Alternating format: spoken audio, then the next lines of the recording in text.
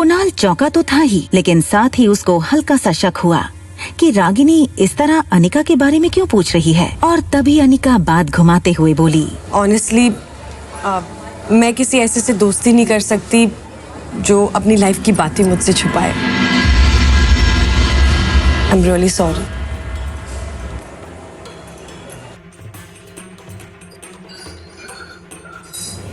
रागिनी, मैं बताता हूं। क्या आज अनिका को अपने खोए हुए बेटे के बारे में पता चल जाएगा? अनिका की धड़कनें तेज हो चुकी थीं। पिछले 6 सालों से अनिका को बस इसी पल का इंतजार था कि कहीं से उसके बेटे की कोई खबर मिले। एक बेटे को अपनी माँ के साथ देखकर अनिका को अपने खोए हुए बेटे की याद आ गई और वो चाहकर भी अपने आंसुओं को रोक नहीं पाई। लेकिन फिर अपने आंसुओं को छुपाने के लिए तुरंत अनिका ने पर्स से सनग्लासेस निकाले और पहन लिए। मुझे रागिनी को रोकना होगा।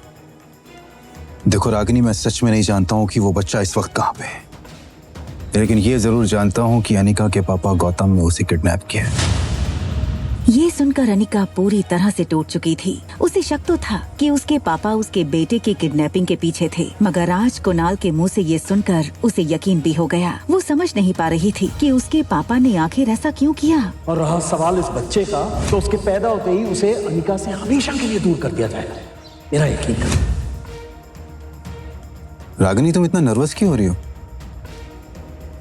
और तुम्हें इन सब बातों से क्या लेना देना? क्यों परेशान हो रही हो तुम? मैं इतनी जल्दी किसी से दोस्ती नहीं करती, और जब तक उनके बारे में पूरी इंफॉर्मेशन ना मिल जाए ना, मैं दोस्ती नहीं करती। अब तो मिल गई, तो दोस्ती का हाथ बढ़ा दो। अनिका के लिए अब कुणाल किसी काम का नहीं था, क्योंकि वो जानती थी कि कुणाल उसे उसके बेटे तक नहीं पहुंचा सकता। इतनी आसानी से नहीं, तुम्हें थोड़ा और इंतजार करना पड़ेगा। कोई बात नहीं।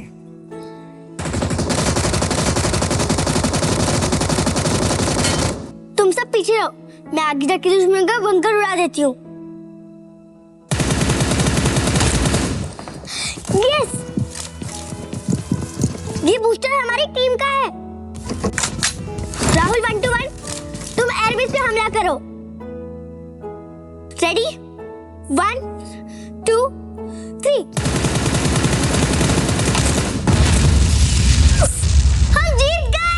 हमेशा की तरह रिया की टीम जीत गई। गेमिंग की दुनिया में रिया स्वीट एंजल के नाम से मशहूर थी। हालांकि उसने अपनी गेमिंग आईडी में कोई फोटो नहीं डाली थी। वो नहीं चाहती थी कि लोग उसकी उम्र देखकर उसे जज करें। कई लोगों को तो लगता स्वीट एंजल कोई बहुत बड़ी इंजीनियर या कंप्यूटर जीनियस होगी। रिया पर अब इन मैसेजेस की वाहवाही का असर नहीं होता था, क्योंकि अब ये सब कुछ उसके लिए बहुत आम बात थी। स्वीट एंजल के नाम से खेल रही रिया मॉर्टल फाइट गेम की वर्ल्ड चैंपियन थी। अब एक चॉकलेट मिल्कशेक मंगवाया जाए। हमारे रूम के सामने ही ना एक छोटा पागल और एक बड़ा पागल रहता है। रिया वैसे तो बड़ी अच्छी बच्ची थी, मगर थी काफी शरारती। वो उन बच्चों में से थी जिन्हें कोई बात करने से मना करो तो वो ये जानने के लिए बहुत उत्सुक होते हैं कि आखिर ऐसा क्या है कि बड़े उन्हें वो चीज करने से मना करते हैं। 2401 छोटा पागल।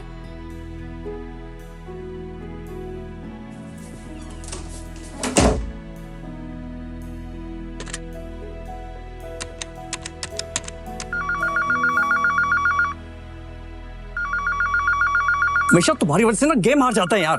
ज्यादा से ज्यादा स्वीट एंजल की गेम को फॉलो किया करो, ताकि तुम लोग भी कुछ सीख सको। हद है यार तुम लोगों की।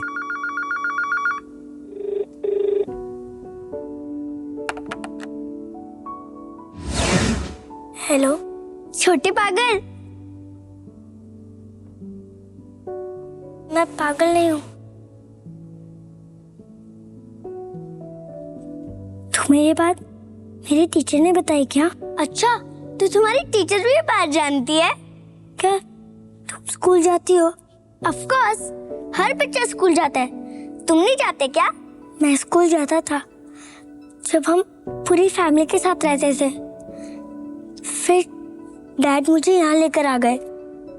ये होटल डैड की है और अब हम इस होटल में ही रहते हैं, और ट्यूशन टीचर भी यहीं आती है मुझे पढ़ाने।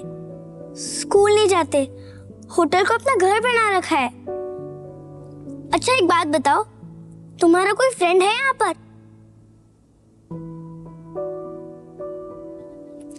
नहीं, यहाँ पर मैं, मेरे डैड और मेरे चाचू रहते हैं। अच्छा, तुम मेरे फ्रेंड बनना चाहोगे?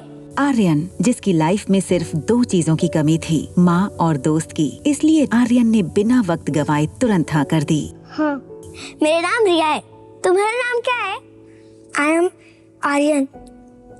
तुम कहाँ से बोल रही हो? मैं तो तुम्हारे सामने ही रहती हूँ। मेरी मम्मा और मैं तुम्हारे होटल में गेस्ट हैं। अच्छा एक बात बताओ, तुम मुझसे मिलना चाहोगे? ये सुनकर आर्यन ने बाहर सनी को देखा। उसे लगा कि सनी तो अपनी ही प्रॉब्लम से परेशान है। मगर कैसे? मेरे डैड मुझे अकेले बाहर नहीं आने देंगे। तुम बच्चे हो क्या? हाँ, मैं मम्मा को बोल देती हूँ कि मुझे पिज्जा खाना है, इसलिए मैं नीचे जा रही हूँ। और जब मम्मा आएगी तब तुम भी उनसे मिल लेना। ओके, अब मैं रखती हूँ फोन और 15 मिनट के बाद नीचे लॉबी में आ जाना। बाय। पर हम एक दूसरे को पहचानेंगे कैसे? Very good question. अच्छा एक काम करो, तुम ब्लैक टी शर्ट और ब्लैक पैंट पहन के आओ, मैंने भी वही पहना होगा। हमारी ड्रेस से हम एक दूसरे को पहचान लेंगे। Okay bye. और सनी की तरफ देखते हुए और उससे बचते हुए दबे पांव अंदर बने दूसरे कमरे में चला गया, जो आर्यन का ही कमरा था। I want to eat pizza, come fast। दूसरी तरफ रिया ये सोचकर खुश थी कि इस नई जगह पर उसने नया दोस्त बनाया था। सनी अब भी कानों में हेडफोन डाले फोन पर बिजी था। आर्यन में इतनी हिम्मत पहले कभी नहीं आई थी। उसे पता था कि अगर रोहित को पता चला तो बहुत स्ट्रिक्ट पनिशमेंट मिल सकती है, मगर नए दोस्त और बाहर पिज्जा की लालच से उसे रिस्क उठाने की हिम्मत मिली। अपने रूम के बाहर अकेले कदम रखते ही आर्यन का कॉन्फिडेंस और बढ़ गया। आर्यन की नजर सामने वाले स्वीट 2402 पर पड़ी। उसे लगा प्लान में थोड़ा चेंज होना चाहिए, क्यों ना वो और उसकी नई दोस्त यहीं से साथ चले। तभी लिफ्ट खुलने की आवाज आई। आर्यन का दिल डर के मारे जोर जोर से धड़कने लगा। उसने सोचा कि अगर रोहित ने उसे इस तरह रूम के बाहर देख लिया तो पता नहीं क्या होगा।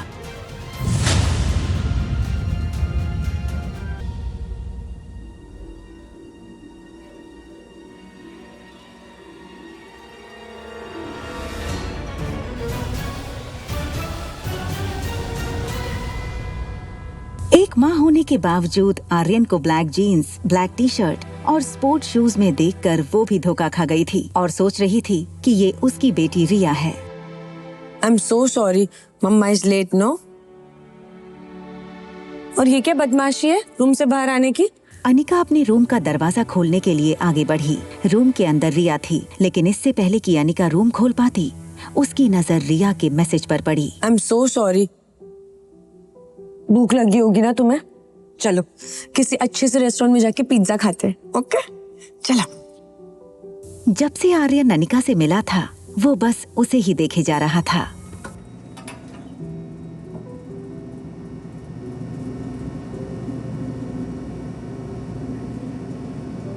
अनिका का स्पर्श, उसका प्यार देखकर आर्यन को ऐसा लगा जैसे कि अगर उसकी माँ होती तो उसे ऐसा ही प्यार करती। आर्यन ये तक भूल चुका था कि उसे उसकी नई दोस्त को मिलना था। इस वक्त आर्यन को अनिका की ममता के आगे और कुछ नहीं दिख रहा था। लिफ्ट में अनिका की बगल में खड़ा आर्यन धीरे से अचानक अनिका की उंगली पकड़ लेता है। ये देखकर अनिका को थोड़ा अजीब लगा और उसने आर्यन की तरफ देखा। आर्यन की आंखें जैसे अनिका की आंखों से पूछ रही हों कि माँ तुम कहाँ थी? अनिका, जो आर्यन को रिया समझ रही थी, उसने एक पल के लिए सोचा कि रिया ऐसे इमोशनली क्यों देखी जा रही है उसको। आर्यन ने आंखें बंद कर लीं और अनिका को जोर से पकड़कर हक कर लिया, मानो जैसे आर्यन को हमेशा से इसी पल का इंतजार था। उसने अनिका को पहले कभी देखा तक नहीं था, मगर आज उसे ऐसा लग रहा था जैसे वो अनिका की गोद में पहले भी खेला है।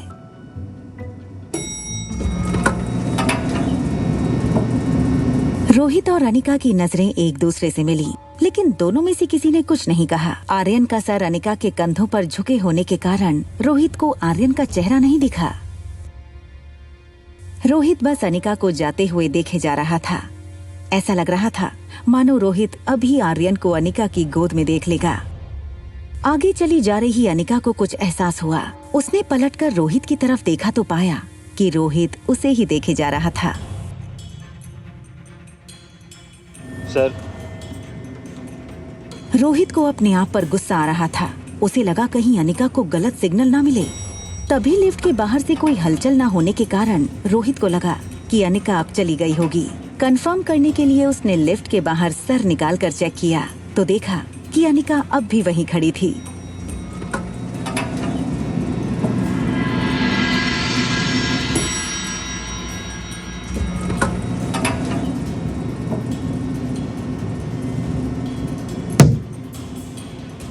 रोहित, जो पहले से थोड़ा डिस्टर्ब था, उसने रिया को आर्यन समझकर कड़क आवाज में डांट दिया। तुम फिर बाहर निकल आए?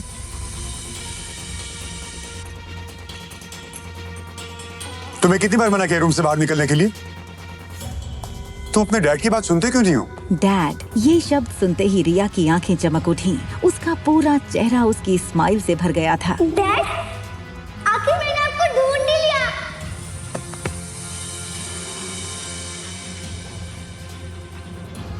रोहित गुमसुम और चुपचाप रहने वाले आर्यन का ऐसा मस्ती भरा रूप देखकर हो गया था हैरान। दूसरी ओर अनिका भी मस्ती करने वाली रिया को इस तरह गुमसुम देखकर हो गई थी परेशान। बच्चों की अदला बदली से अनिका और रोहित आखिर कब तक रहेंगे अनजान?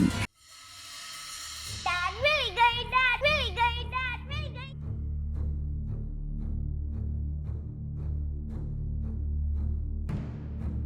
आखिर आर्यन को हो क्या है? इससे पहले तो इसने कभी ऐसा बिहेव नहीं किया था। डैड मिल गई, डैड मिल गई, ये डैड मिल गई। क्या हुआ तुम्हें? तुम ठीक तो हो ना बेटा? हाँ, आज तो मैं बहुत ही ठीक हूँ डैड। रोहित हैरान हो गया था। हमेशा चुपचाप रहने वाले आर्यन को आज हो क्या गया था? इस बच्चे में चेहरे के सिवा कोई गुण नहीं था जो आर्यन से मेल खाता हो। रोहित फिलहाल ऐसा कुछ नहीं करना चाहता था जिससे आर्यन पर कोई स्ट्रेस हो। बेटा, रूम में चलें? तुम्हारे खाने का टाइम हो गया ना? तुम्हें भूख भी लगी होगी? हाँ, भूख तो मुझे बहुत लगी है। आज तो मुझे पिज्जा खाना है डैड। आज तक कभी आर्यन ने सामने से कोई चीज की डिमांड नहीं की थी, फिर आज अचानक पिज्जा की डिमांड। रोहित आर्यन को ऐसी कंडीशन में उसे किसी चीज के लिए मना करके उसकी मानसिक स्थिति और बिगाड़ना नहीं चाहता था। हाँ शेफ, हमारे होटल का बेस्ट पिज्जा रेडी करो, या हम लोग नीचे आ रहे हैं। सारे रास्ते टैक्सी में अनिका खिड़की के बाहर देखते हुए ये सोच रही थी कि आखिर उसके पापा किस जन्म का बदला ले रहे थे उससे। क्यों उन्होंने अनिका से उसका बेटा छीना? कहाँ होगा उसका बेटा?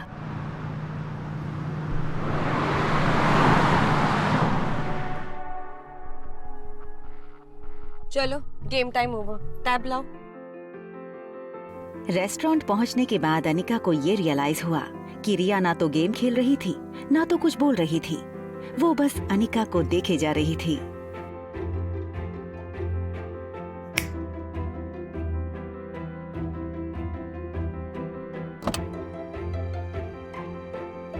चलो, आज टेबल मैं चूज करूंगी। रिया ने ऐसा टेबल चुना जहाँ से लिफ्ट का दरवाजा ठीक से दिखाई दे। उसे अपने दोस्त को पहचानना था, ये वाला। जो ब्लैक जीन्स और ब्लैक टी शर्ट पहने लिफ्ट से निकलेगा। नहीं नहीं, आप यहाँ मत बैठिए, वहाँ बैठिए। आर्यन का ऐसा बर्ताव रोहित ने पहले कभी नहीं देखा था।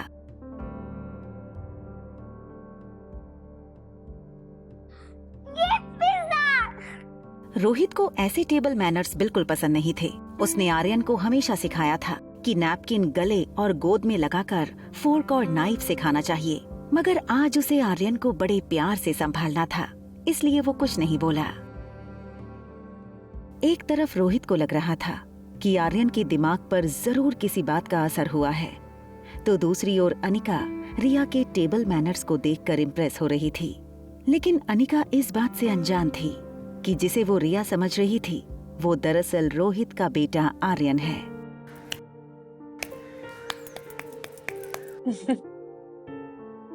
अचानक अनिका की नजर रिया की आंखों पर पड़ी। आर्यन की आंखें हमेशा थकी हुई और कमजोर लगती थीं। इसलिए अनिका ने अपनी पर्स से एक आईना निकाला और आर्यन को दिखाकर बोली, ये तुम्हारी आंखों को क्या हो गया है? ये देखो, ये सारा दिन ना गेम खेल खेल के ही होता है। Why don't you listen to your mom? Mom, I will listen to you. हमेशा बिंदास रहने वाली रिया को इतना शांत देखकर अनिका को उसकी चिंता हुई। अनिका उसके जवाब से संतुष्ट नहीं थी। उसे पता था कोई तो बात है जो हमेशा मस्ती में रहने वाली रिया आज इतनी शांत थी। Is everything all right?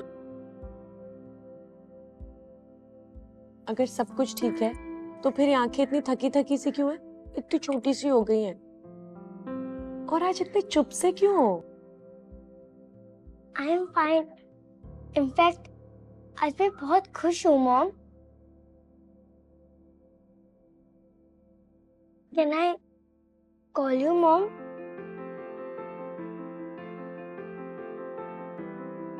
Anika ने सोचा कि रिया आज तक उसे मम्मा बुलाती थी, अब मॉम बुलाना चाहती है।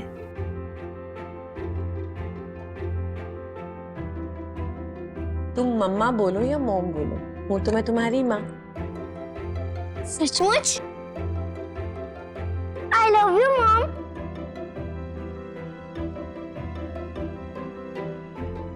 मम्मा ने आपको कैसे ढूंढा? आप इतने साल से थे कहाँ? ये सब सुनकर रोहित स्तब्ध था और सोच रहा था कि उसके बेटे को आखिर हो क्या गया है। वो क्यों ऐसी अजीब अजीब बातें कर रहा है। मैंने ना इंटरनेट पे एक वीडियो देखा था जिसमें एक लेडी 7 साल के बच्चे को ये यकीन दिलाती है कि पिछले जन्म में वो उसका बेटा था और वो बच्चा अपनी असली माँ को छोड़कर उस लेडी के साथ चला जाता है। उस सामने वाली ब्यूटीफुल सी थी। उनसे मिलने के बाद आर्यन का बिहेवियर काफी चेंज हो गया। ना चाहते हुए भी धीरे धीरे उसे सनी की बात सच लग रही थी। कहीं उस अनिका ने आर्यन पर जादू तो नहीं किया। मारवा ग्रुप की 22 कंपनी स्टॉक एक्सचेंज में लिस्टेड थी। मनाली में इंटरनेशनल लेवल की एक आधुनिक मल्टी स्पेशलिटी हॉस्पिटल थी। इतना बड़ा एम्पायर होने के बावजूद रोहित को अपनी पूरी लाइफ 1 सेकंड में फीकी लगने लगी थी। फिलहाल उसके लिए दौलत और शोहरत कोई मायने नहीं रखती थी। मायने रखता था तो बस आर्यन। रोहित आर्यन से अपनी जान से भी ज्यादा प्यार करता था, लेकिन आज अनिका के कारण उसे आर्यन को खोने का डर सता रहा था। रिया अब पिज्जा पर से अपने फेवरेट टॉपिंग्स चुन चुन कर हाथ से निकाल कर खाने लगी। तभी उसका ध्यान सामने बैठे रोहित के मसल्स पर गया। रेगुलर एक्सरसाइज की वजह से रोहित का शरीर फिट था। फ्लैट एब, टोन्ड मसल्स उसके टक्सीडो शर्ट से भी साफ नजर आ रहे थे। रिया ने रोहित के बाइसेप्स देखे और अपने छोटे छोटे हाथों से उसे दबा कर कहा, मैंने जितना सोचा था उससे कई ज्यादा हैंडसम और स्ट्रॉन्ग हो आप। मुझे एक हाथ में उठा के घुमाओ ना, बहुत हो जाएगा। करो करो करो। नहीं, पहले मैं खाऊंगी फिर मुझे घुमाना, ओके? आर्यन की कमजोर मानसिकता समझते हुए रोहित के पास उसकी बातें मानने के अलावा और कोई चारा नहीं था। देखो बेटा, मैं आपकी सारी बातें मानूंगा, आपका जो मन में आए वो करो, लेकिन आपको ना मेरी एक छोटी सी बात माननी पड़ेगी। वो जो शातिर औरत है ना जो 2402 में रहती है, बस उसकी बात मत सुन, ओके? आप ऐसे वर्ड कैसे यूज कर सकते हैं? आप भूलिए मत, वो मेरी मम्मा है। मुझे लगता है अब हमें जाना चाहिए। लगता नहीं, अब मेरा फ्रेंड आएगा। और हाँ, तब तक मैं आपसे बात नहीं करूंगी जब तक आप मेरी मम्मा को सॉरी नहीं बोलोगे। बेटा, बेटा मेरी बात सुनो, बेटा।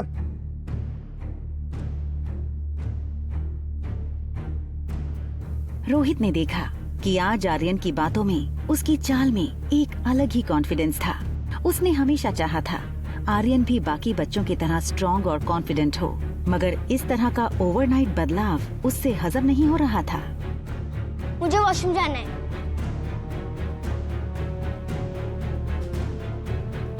वेट, आप अंदर नहीं आ सकते। आप जानते हैं ना?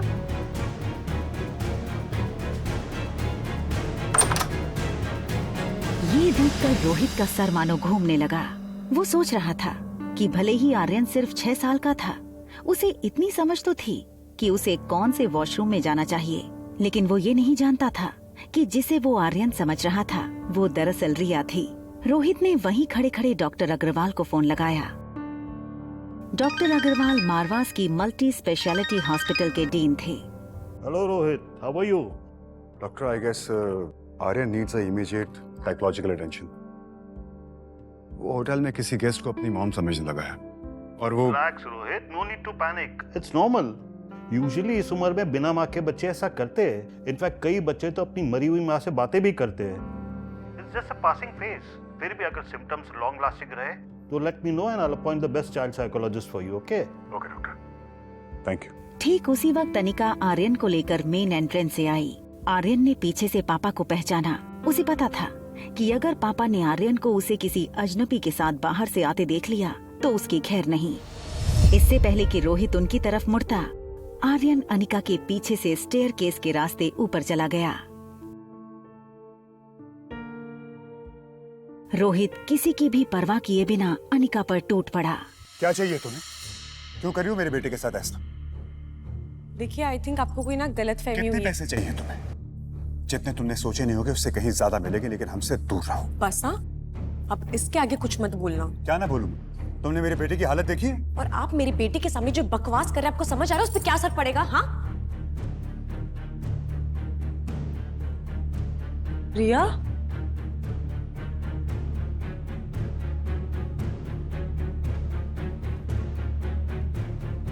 आपने अभी मेरी बेटी को देखा जो अभी मेरे साथ आई थी, वो ब्लैक कलर का? आपने देखा अभी एक छोटी सी लड़की आई थी ये मेरे साथ साथ में छोटी सी, वो कहाँ चली गई? आपने रोहित समझ नहीं पा रहा था कि ये सब अनिका का दिखावा था या सचमुच उसकी बच्ची खोई थी। बेहद घबराई अनिका बार बार फोन लगाने लगी। वहाँ आर्यन टॉप फ्लोर पर अपने कमरे का दरवाजा नॉक करने लगा। कुछ देर बाद जब सनी ने दरवाजा खोला तो आर्यन को बाहर देखकर वो यकीन नहीं कर पाया।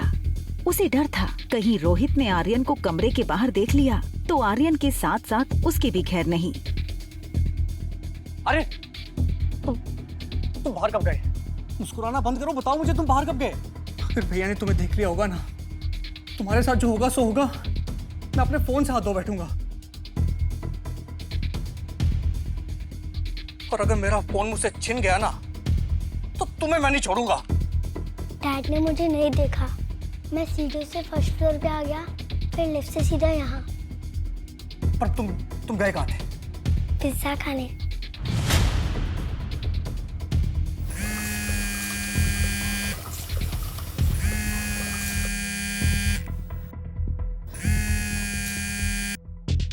हाँ हेलो मम्मा। मम्मा मैं वॉशरूम में हूँ। रिया की इतनी बात सुनकर अनिका की जान में जान आई। रिया,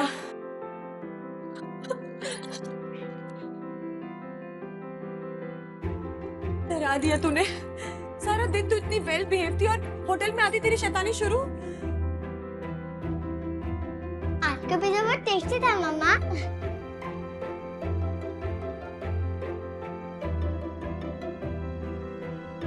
ठीक है, फिर ले जाऊंगी, पर ऐसा मत करना।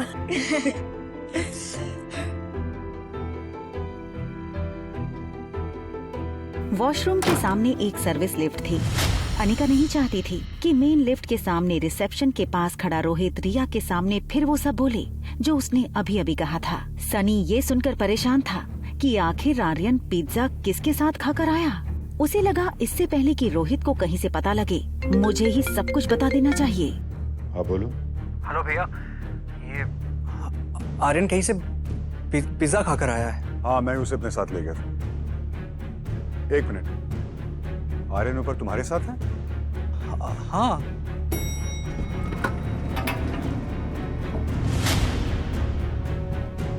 ठीक है, मैं ऊपर आता हूँ। ओके। इससे पहले कि आर्यन अनिका को पूरी तरह से अपनी मां मान बैठे, मुझे कुछ करना होगा।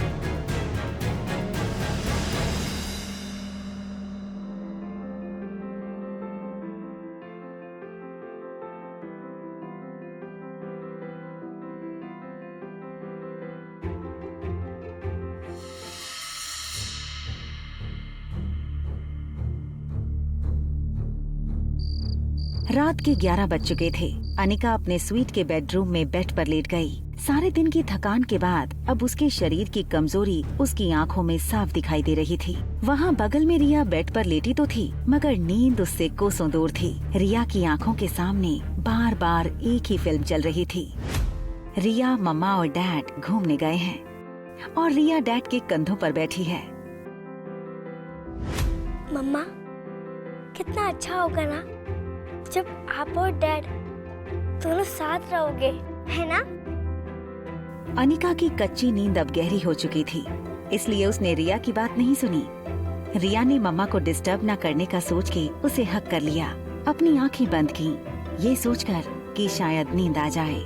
वहाँ आर्यन की भी हालत कुछ वैसी ही थी, खुली आंखें और नींद गायब। आर्यन अपने कमरे में हमेशा डैडी के साथ सोता था, मगर आज उसके साथ थी मॉम के साथ बिताए वक्त की स्वीट मेमोरीज। आगे की कहानी जानने के लिए देखें अगला एपिसोड सिर्फ पॉकेट एफएम के YouTube चैनल पर। और एक लड़की को देखा तो के सारे एपिसोड को सुनने के लिए डिस्क्रिप्शन में दी गई लिंक से डाउनलोड करें पॉकेट एफएम ऐप।